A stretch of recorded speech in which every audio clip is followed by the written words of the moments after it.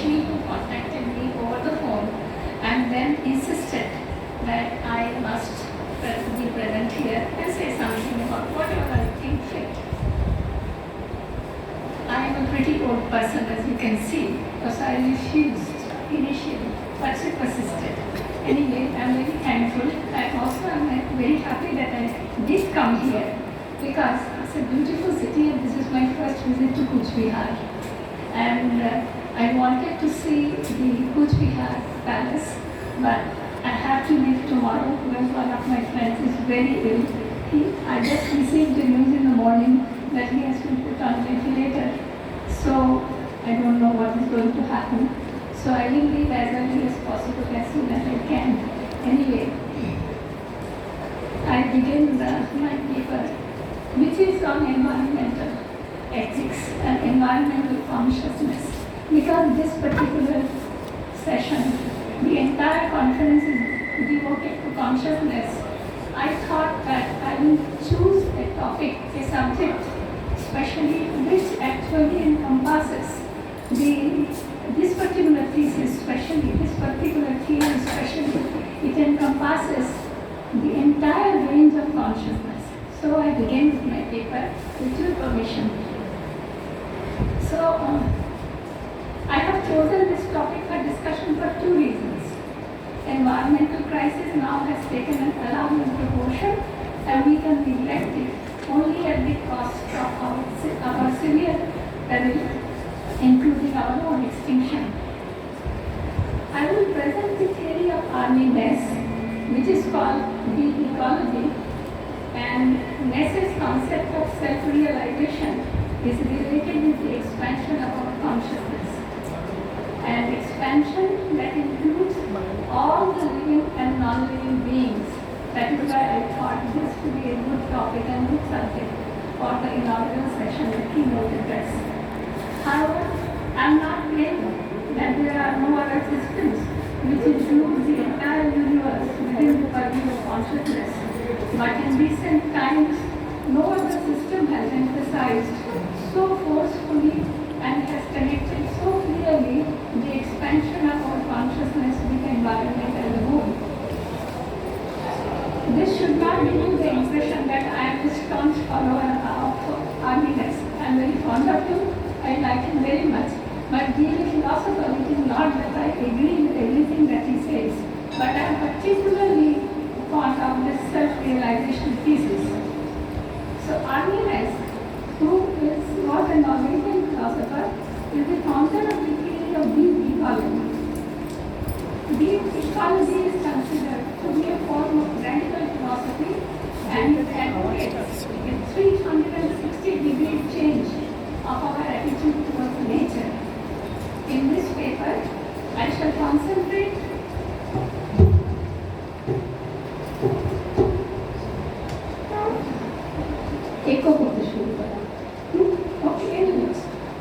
in this paper, I shall concentrate on NAESSS'S concept of self-realization and its significance for the theory of deep ecology. I will concentrate largely on philosopher Baruch Spinoza's influence on NAESSS in formulating his thesis of self-realization. Very recently, in the year 2023, a few objections have been raised against the theory of self-realization as advocated by NAESSS. And I feel that it requires intense study by the scholars of environmental ethics as well as of philosophy. And it raises serious objection against the theory. That is why I want to present this objection before you. And I do not know whether there are any students of philosophy among the audience. If there are, they might think about it and they might research it as a PhD topic for research.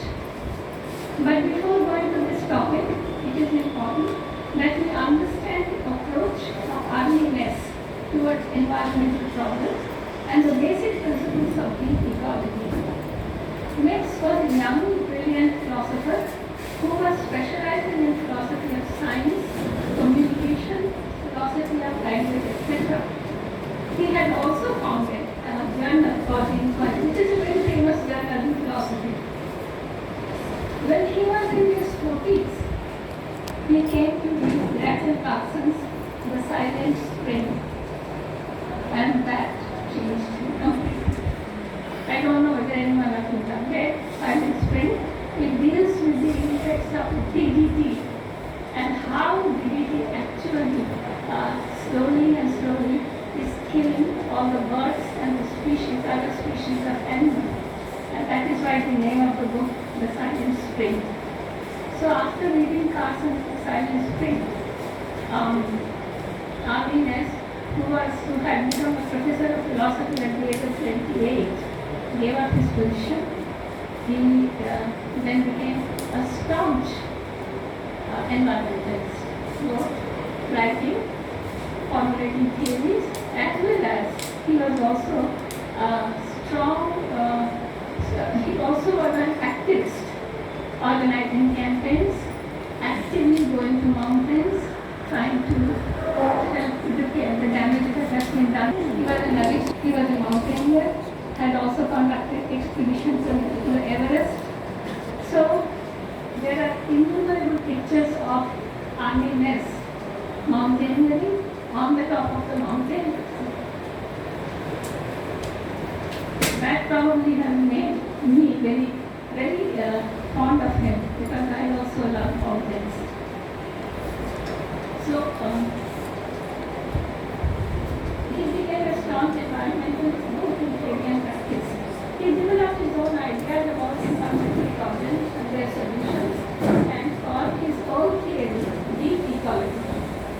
Deep ecology is not merely a theory, it is a philosophy, an attitude, a lifelong commitment that one has to imbibe in his personality. In 1973, in the 16th volume of Inquiry, ARNES published an article by the title The Shallow and the Deep, Long-Range Ecology Movement, in which he defined his approach to environmental problems. Next distinguishes between deep and shallow ecology to environmental problems. What is a shallow approach and what is a deep approach? A shallow approach provides only temporary or ad hoc solutions. It does not go deeper into the causal factors that are behind the problem itself. For example, if there is an oil spill in the Pacific,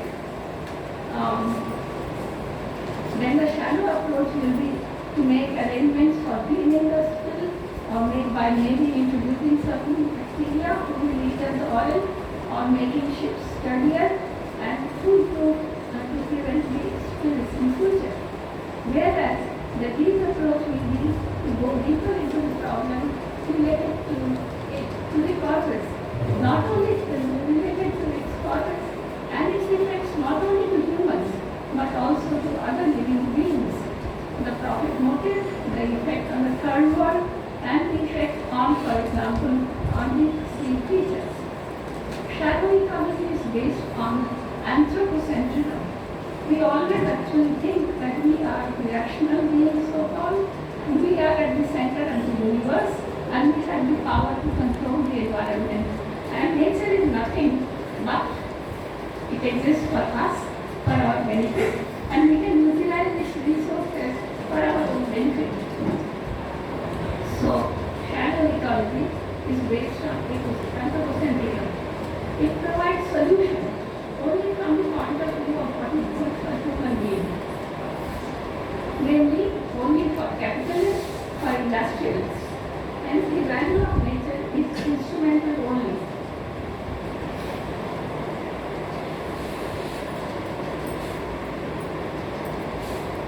Deep ecology is biocentric, and it considers nature as having an intrinsic value for itself. So all the things, all the landscape that we see, the beautiful pictures which are painted on the postcard, etc. According to deep ecology, they are, and they just exist there, and they have a value in themselves. Whether they are beautiful or whether they are ugly, but whatever they are inherently, intrinsically valuable. There is no question of any is no question of how useful they are, whether they benefit human beings, whether they actually can be utilized for medicine purposes or for any other purposes. It does not matter. So the important thing that the deep ecology says, the first most important thing is that the nature is valuable in itself. It has an inherent and intrinsic value. Also, it is nature as interconnected and independent system, interdependent system. Human beings are just one web in this network, and they do not play any special place in deep ecology. Like, the human being is as valuable as, for example, the spider on the wall, because the spider also is part of the nature, and human being is also a part of the nature. So, this advocates biosphere egalitarianism, which advocates that every living thing has equal value and equal right to survive and flourish. The theory of deep ecology is based on three principles. One, everything has equal value, every living being has equal value irrespective of its use for humans. Two, the above brings about a paradigm shift in our relationship with nature. In order to fully understand and develop this new relationship with nature, everyone has to have a philosophy of ecology, for which NAESSS has coined the word. It's a new term, he has coined it, ECOSOPHY. ECOSOPHY is a combination of two words, ecology and philosophy. So actually, we just cannot go on and try to solve problems of nature or environmental problems. You have to have a philosophy of life, the kind of relationship that you will have with nature. It is going to be determined by the kind of philosophy that you have. And if you have a philosophy, your entire life is guided by that philosophy. Therefore, our relationship with the environment is not a matter where we will only solve certain ecological problems, but it decides how we relate to nature, how we relate to other living things, how we relate to other human beings. So everyone can have an ecosophy of her own. NAESSS also has an ecosophy of his own. NAESSS called his own ecosophy T. Now T signifies his relationship with Mount Tvergastein in Norway, which is at 14,000 feet, and he had a log cabin there where he used to live since his childhood.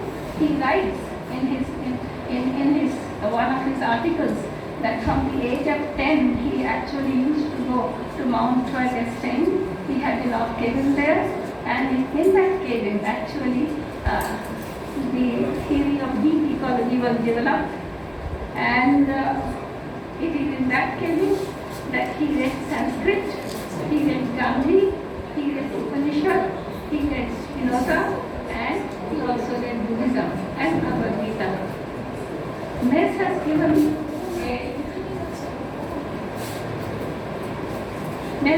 a detailed description of his ecosophy T, explaining it in the form of an apron diagram demonstrating the 4 levels of derivation through which ecosophy progresses. But if you want to describe ecosophy, then he has given it a description in the form of an apron that chefs wear. So the apron is short, upward, and it has a longer base down. So if we begin from there, from the base is the level 4, and actually we begin with level 4. And what is level 4? Level 4 is related to particular decisions that we make, the particular decision that we take in relation to environment. For example, one day I decided that I will not use single-use plastic bags. That's my decision.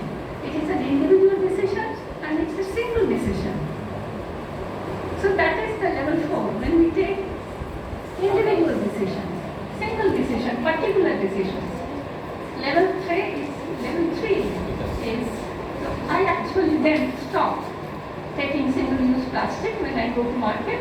I think that is true because I keep a bag, a small bag, always in my purse.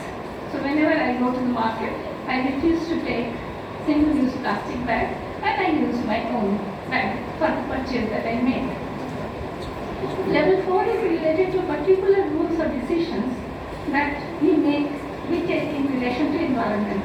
For example, I might decide not to use single-use plastic bags. Level 3 is a little bit higher.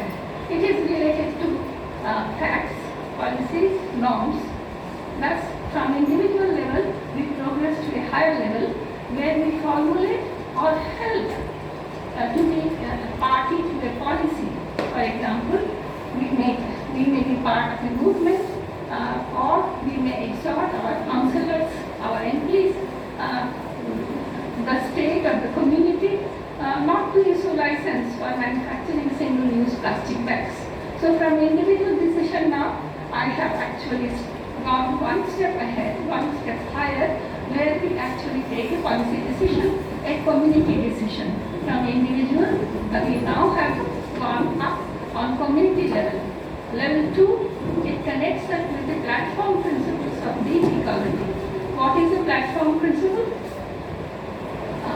Platform principles are principles which George Session, he is a philosopher, and he was also a pupil and disciple of ARNES. So he and ARNES had formulated.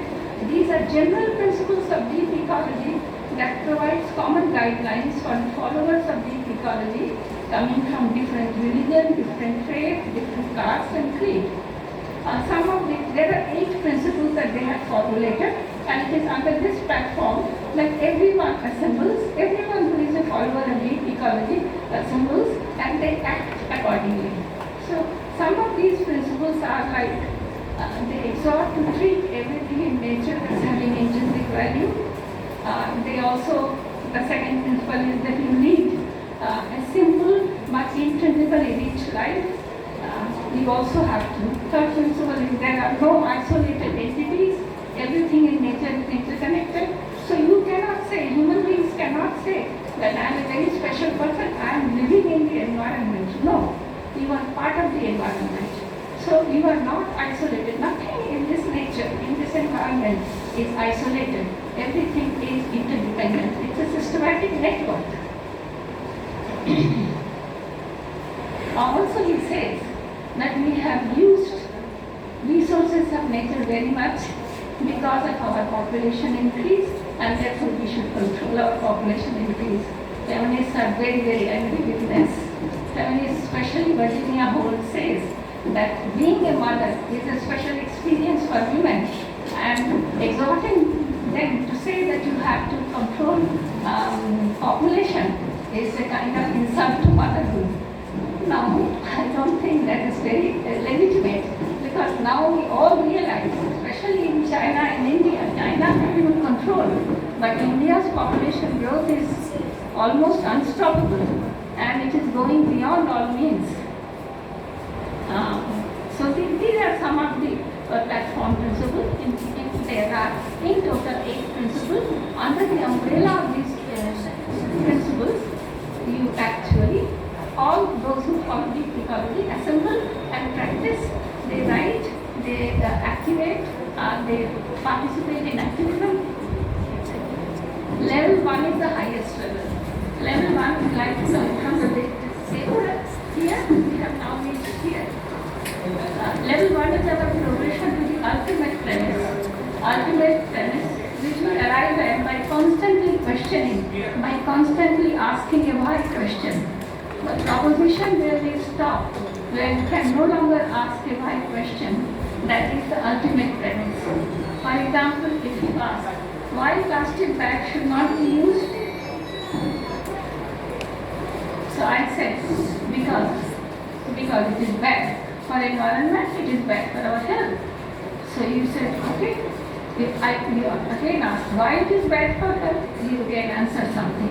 In this way, constantly you go on asking question, and when you arrive at a state, then you no longer ask a question. For example, when I say, for example, that due to plastic pollution, both living and non-living beings suffer, and suffering is bad, then there is no, you ask why question, why suffering is bad, there is no answer to this. because we all have a tendency to receive pleasure and avoid pain. So there is no answer to this why question. So there is no answer to the question why suffering is bad. Now when we reach a premise, when we reach a statement where there is no answer to a why question, that becomes my ultimate premise. And my philosophy begins with that ultimate premise. So my ultimate premise will be suffering is bad. And everything that I do will follow logically from this ultimate premise. I will not do anything which will cause suffering either to any human being or to any other non-human being. So that is what he says is ECOSOPHY. And you can have an ECOSOPHY of your own in this way. So this then becomes our ultimate premise, and your ECOSOPHY will be developed as logical consequence of this ultimate premise. Next says, one can arrive at this ultimate premise from any philosophical or religious point of view. It doesn't matter whether you are a Buddhist, whether you are a Hindu, whether you are a Christianity, whatever religion you follow, whatever faith you follow from you start from your particular question. Keep on answering, keep on asking why questions, and ultimately reach a question or a statement where the why question becomes meaningless, and that is your ultimate premise, and you can start from there. As next says, the decisive difference between a shallow and a deep ecology in practice concerns the importance of questioning. Every economic and political policy in public, this questioning is both deep and public. It asks why, insistently and consistently, taking nothing for granted. So, because you take nothing for granted, you ultimately arrive at the root cause and the root and the ultimate premise with which you begin.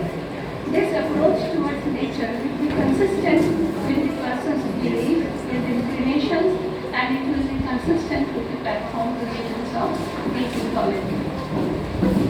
In order to understand this concept of self-realization, this was the introduction, a very, very brief introduction of deep ecology. Now we come to the actual proper topic of the paper, namely self-realization. In order to understand NAESSS'S concept of self-realization, it is necessary to understand this concept of interconnectedness of everything in nature, the gestalt, the wholeness of things. The interconnectedness is part of this philosophy field. The basic principle of gestalt psychology is that the whole is greater than the sum of its parts. Anybody from psychology? No? Now suppose if there is a board, suppose I put 3 dots, like this, one here, or 3 flashes, one here, one here, and ask you what do you perceive, people will immediately say, well, it's a triangle. Though it's, technically speaking, it's not a triangle, because there are large gaps, but we still perceive it as a triangle. Why? Because according to Gestalts, there is a closure principle with which our mind works. We actually do not see anything. We do not perceive anything as broken. We do not want to perceive. Our mind actually fills the gap, and it perceives the whole. It bridges the gap and it perceives the object as a whole. So these 3 dots that have been put in a specific way, not too erratically, with large gaps, are still perceived as a triangle, though technically speaking they are not a triangle. But our mind is guided by the closure principle. So we ignore the gaps and see the picture as a figure. Gestalt ontologies, they have proved it time and again with innumerable experiments. Unlike introspection or anything, they have Gestalt experiments done by Gestaltists on perception they are one of the classic examples in experimental psychology.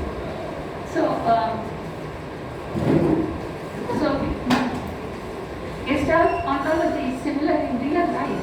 One can take the example of the individual occurrence of a melody. Let's say, suppose you hear part of a melody, you hear part of that music, and you suddenly remember the whole song. But the whole song that you hear, it comes with different memories, different associations to different people. So it's a whole, it's not a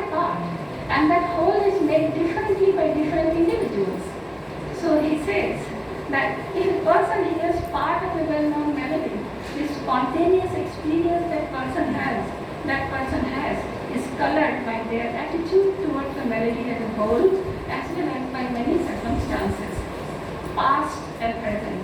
The spontaneous experience had by this person constitutes a closed unity or gestalt. What I perceive, the way I perceive the part of the melody with my associations, with my memories, is a closed unit to me. It's a whole. It's not a fragment. Though I have heard the fragment of a melody, but when I hear a fragment of the melody, my closure principle actually reminds me the entire music and all the associations with it, my past memories and other things, and it is a whole to me. And my whole is different from your whole. My gestalt is different from your gestalt. This is the way that we perceive all the objects in the world. So there are gestalts and gestalts and gestalts. So there are sets of gestalts, and we also perceive the sets of gestalt intuitively as having interconnection. So that is how the whole universe becomes a full gestalt.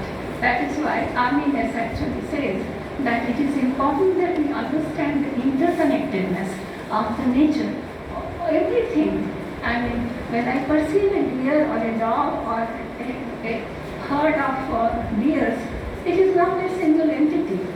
Last, I think in September, I went to Africa and saw hordes of elephants, deers, giraffes in different places. But they are not single, each of them a single unit, gestalt. But when I perceived them as part of the forest that we were traveling, and as part of a particular herd which has a father, a mother, maybe children, and all that. So there was a herd of deer, there was a herd of elephant, there was a herd of giraffe and zebras, but also I perceived that they are all part of this entire African, what should I say, forest or something. So in this way, sets of gestalts also are interconnected, and in this way they give us the perception of the whole. So such spontaneous experiences are individual occurrences. This is very important to understand NAESSS'S philosophy, that everything that we perceive it as a whole, it's a closed unity and it's an individual occurrence. It's a particular. We experience the melody with various thoughts, emotions and memories associated with the gestalt. These are complete experiences. But when we analyze our spontaneous experience and reflect upon it, we can then abstract the relation between spontaneous experiences and find out the part of it. We are not conscious of the part. We actually perceive the whole.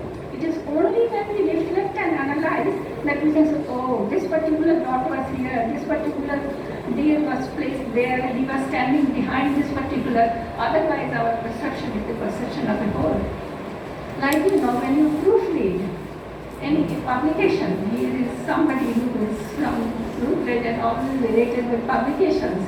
So we also have to proofread our publications, and inevitably there will be mistakes, even if we correct it. Why? It is because in our mind is guided by the closure principle. So if there is an A or E missing, our mind does not perceive it. It only perceives the whole world. So that is the root cause of our mistakes in proofreading. Gestalt ontology emphasizes that our spontaneous experiences of ecology, it is experience in ecology is a set of a gestalt. The different individual occurrences in nature are internally related. There is an intrinsic relation between them. An example may be given here. Suppose there is a forest full of dense trees, majestic in appearance. The developer wants to build a road through the forest. The kind of thing that they are always doing, he insists that the road will go through the middle of the trees, but it will be built in a very tiny fraction. The contractor says, okay, you don't have to worry. We will not actually destroy the forest. We will just take a small portion and we will build a tiny road in the small portion. Okay. So you now actually, suppose you are walking through the forest and you suddenly come across that road in the middle of the forest and you are shocked.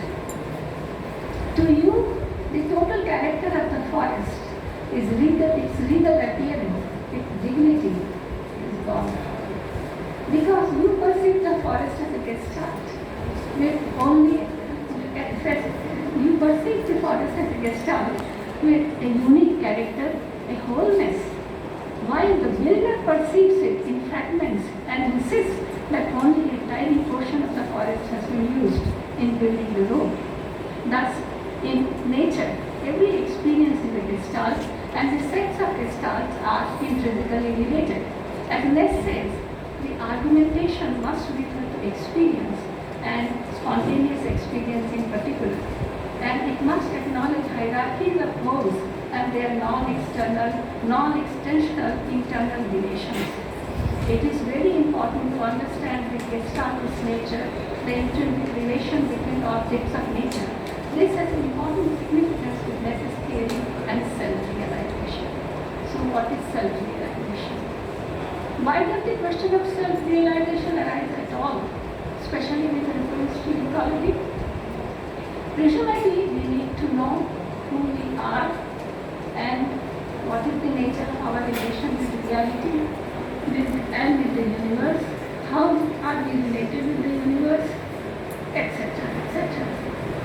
This discussion is probably the most important part of deep ecology and may be considered as the essence of ECOSOPHY. In ordinary parlance, we use the word self to refer to ourselves. What Ness means by self and self-realization is explained below. Ness distinguishes between ego and self. I think all of us will use the word ego. He is such an egoist. He is guided by his ego and all that. The ego actually has, in common parlance, slightly derogatory. You say he is an egoist. Not in psychology. Especially in psychoanalysis, ego and superego. Freud has classified these three layers of mind, and ego is the executive of our psychic apparatus. It is in touch with reality. It has memory, association, learning. Everything that we do with the help of ego. Ego actually tries to fulfill our desire. It takes into account the reality factor. It guides us so that we do not, we actually commit any kind of activity with a sense of morality, good or bad, right or wrong, etc., etc. So ego is the executive. So, but even then, ego is narrow. So next distinguishes between ego and self. The term ego is used in various forms in psychotherapy, mostly in psychoanalysis, but its philosophical implications are not clarified, nor is it necessary to do so for the purpose of therapy. And I am myself a psychotherapist, so I am fully aware of what I am saying. As we mature, the child is born. When the child is born with a fraction, kind of, atomistic part of the ego which develops as the child develops, as the child gets mature, becomes mature, his ego also develops with experience. As we mature, we have a tendency to identify with other living beings. Psychoanalysis defines identification in the following way. Identification means to take into the self an aspect or aspects of another person. So, identification is an indispensable process for the healthy development of the child. When you identify with someone, you want to be like him, or you want to imbibe the same kind of traits of your own traits in your own personality.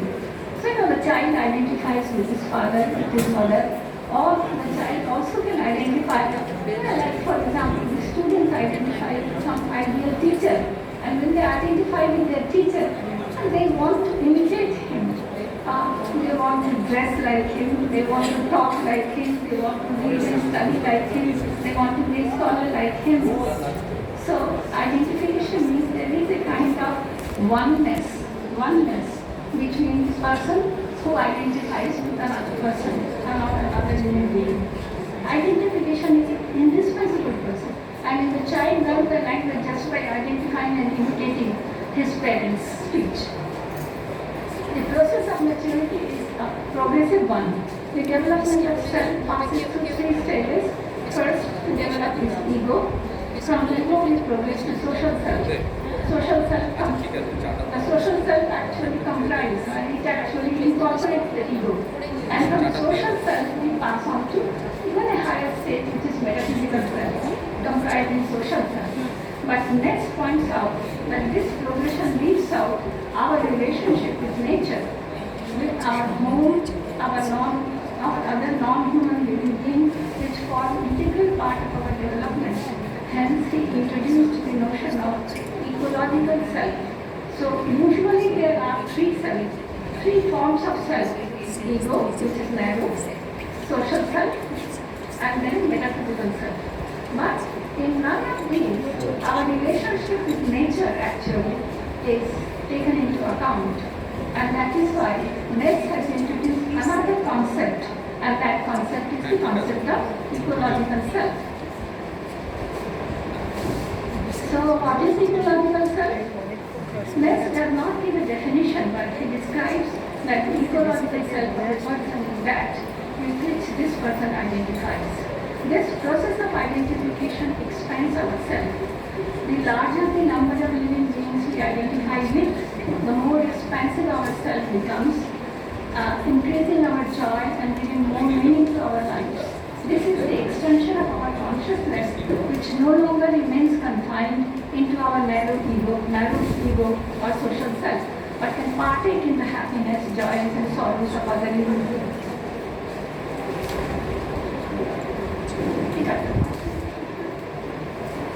It also creates the path to increased self-realization. Self-realization occurs through the fulfillment of our potentials, which are never same for any 2 persons. So, this process of identification is through which we grow up.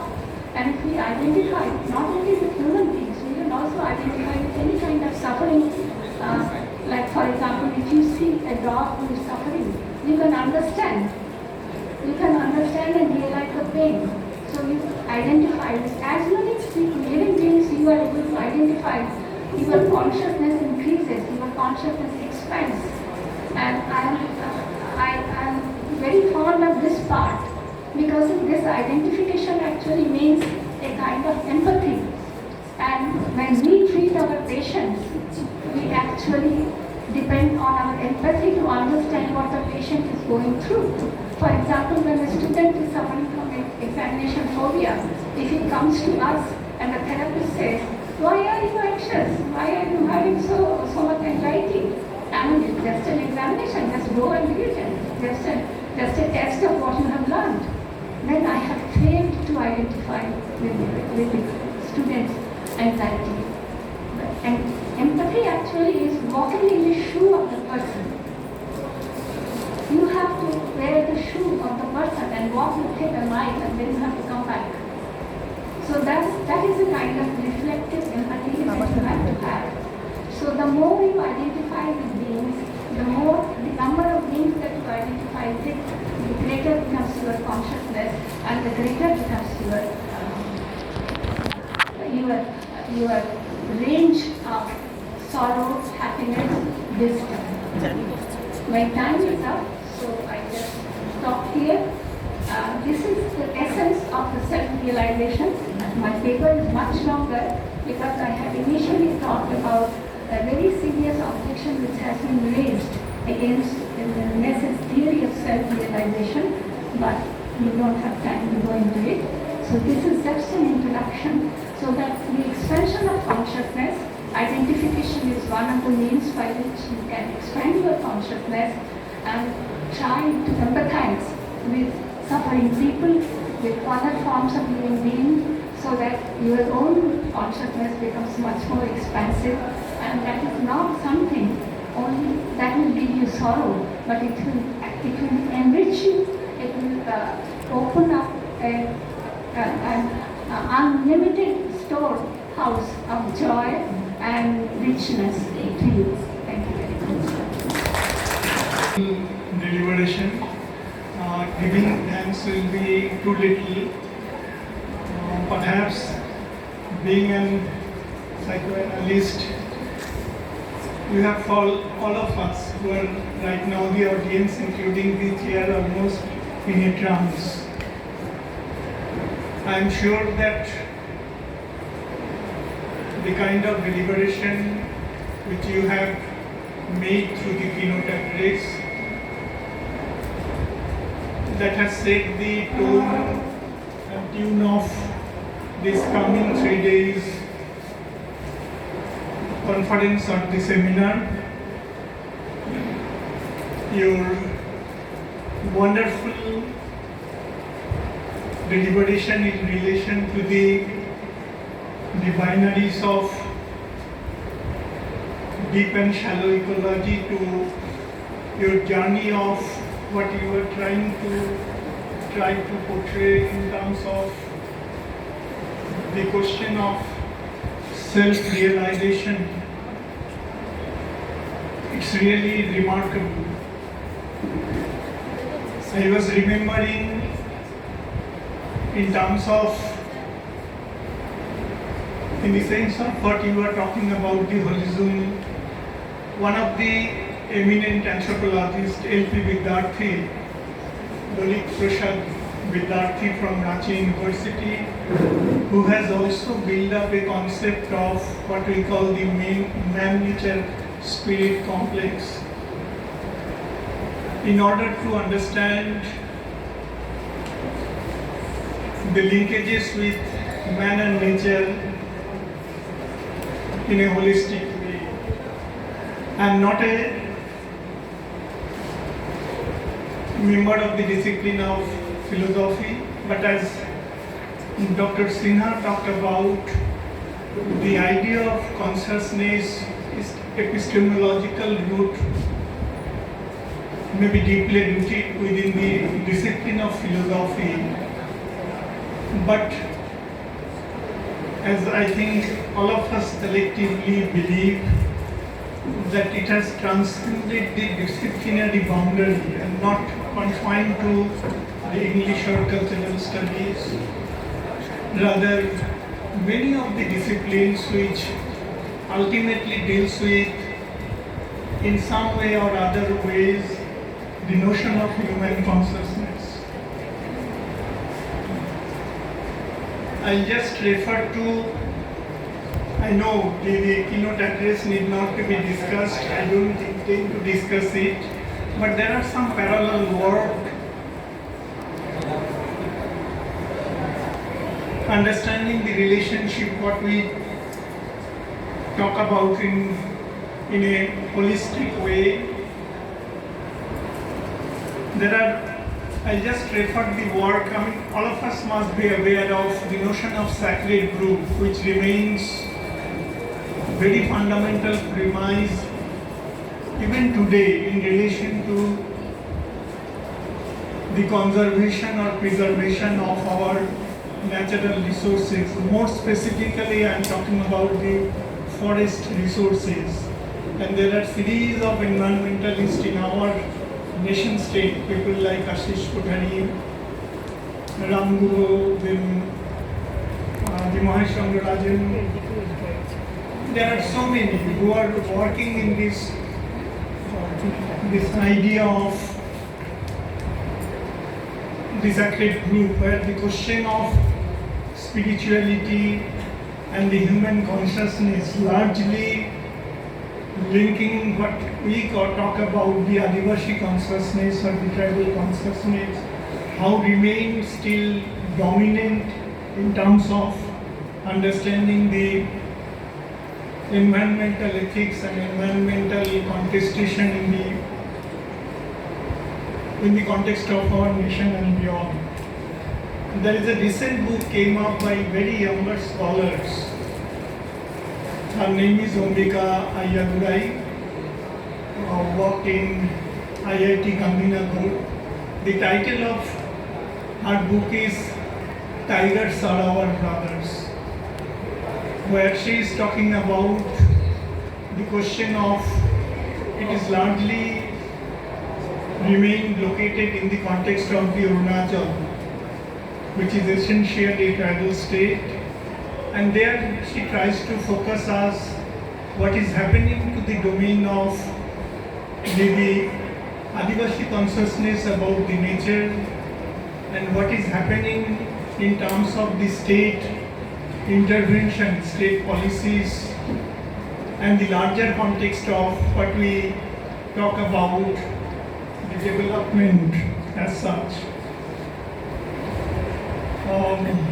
I don't intend to talk much about this domain, but once again, thanks for such a fascinating keynote address. I'm sure all of us who are right now part of this session, we must have understood many of the intricate issues, and most importantly, which remains always difficult to understand, the theoretical underpinnings of these ideas. I personally, as a chair, I can say, I have at least